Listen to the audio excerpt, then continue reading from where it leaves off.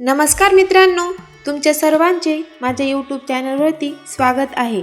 मित्रांनो, 2026चं पहिलं चंद्रग्रहण दिनांक 3 मार्च 2026 रोजी मंगळवारी आहे आणि हे चंद्रग्रहण फाल्गुन महिन्यात आहे, म्हणजेच फाल्गुन महिन्यातील पौर्णिमेला, जिला आपण होळी पौर्णिमा किंवा होलिका दहन होळी उत्सव असे म्हणतो.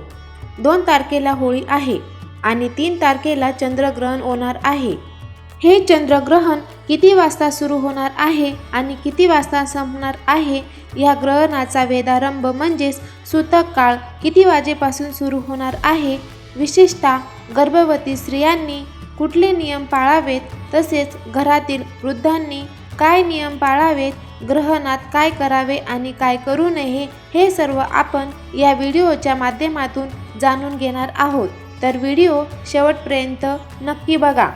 मित्रांनो, मंगळवार 3 मार्च 2026 रोजी दुपारी 3:20 हे ग्रहण सुरू होणार आहे.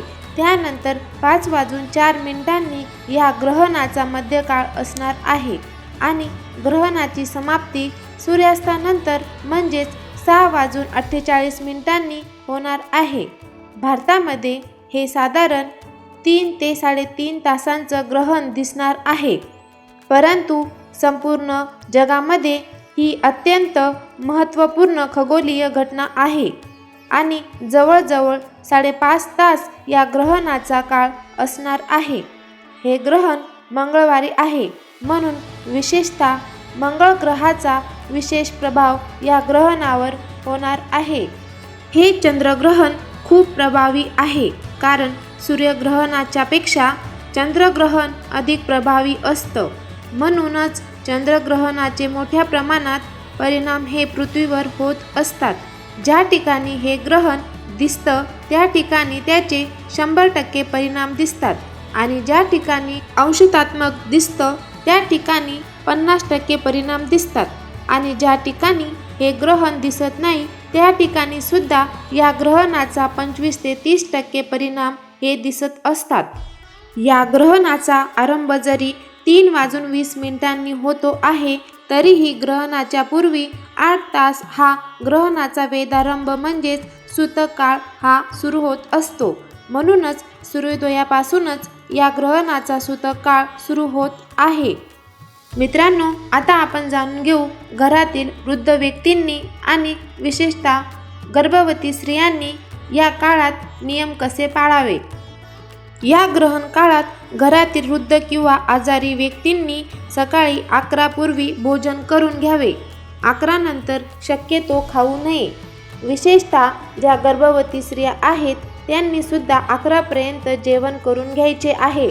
त्यानंतर ग्रहण संपेपर्यंत भोजन करू नये किंवा पाणी पिऊ नये, परंतु जो वेधारंभ आहे म्हणजे सूतक काळ आहे त्यामध्ये पाणी पिऊ शकतो, भोजन करू शकतो. सूर्यास्तानंतर हे ग्रहण दिसणार आहे.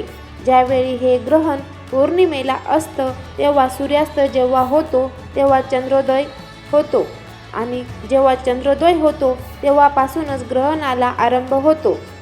या ग्रहण काळात आपण पाणी पण पिऊ शकतो, गर्भवती स्त्रीसुद्धा. त्यामुळे विनाकारण घाबरू नये, फक्त प्रत्यक्ष डोळ्यांनी हे ग्रहण पाहू नये. मित्रांनो, आता आपण जाणून घेऊ ग्रहणाच्या पर्वकाळामध्ये म्हणजेच ग्रहणाच्या सूतक काळामध्ये काय करावे. या काळात जास्तीत जास्त उपासना करावी. या ग्रहण काळाच्या पर्वकाळामध्ये म्हणजेच सूतक काळामध्ये सूर्योदयापासून ते संध्याकाळी 6:48 पर्यंत दान, धर्म, पूजा, जप, उपासना इत्यादी पवित्र गोष्टी कराव्यात. मित्रांनो, आता आपण जाणून घेऊया कोणत्या राशींवर या ग्रहणाचे परिणाम होणार आहेत. तर मित्रांनो, या ग्रहणाचे परिणाम काही राशींना मिश्र स्वरूपात, काही राशींना अशुभ स्वरूपात, तर काही राशींना शुभ स्वरूपात परिणाम होणार आहेत. तर चला जाणून घेऊया. मिथुन, तूळ, वृश्चिक, मीन या राशींना शुभ स्वरूपात फळ प्राप्त होणार आहे, तर मेष, कर्क, वृश्चिक, कुंभ या राशींना मिश्र स्वरूपात फळ प्राप्त होणार आहे आणि वृषभ, सिंह, कन्या, मकर या 4 राशींना अनिष्ट स्वरूपात म्हणजेच अशुभ स्वरूपात फळ प्राप्त होणार आहे. म्हणूनच या 4 राशीच्या लोकांनी हे ग्रहण पाहू नये आणि गर्भवती स्त्रियांनी सुद्धा हे ग्रहण पाहू नये.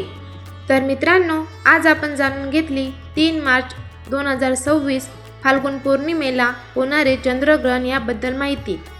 मित्रांनो, व्हिडिओ आवडला असेल तर व्हिडिओला एक लाईक शेअर जरूर करा आणि चॅनलवर नवीन असाल तर चॅनलला सबस्क्राईब नक्की करा.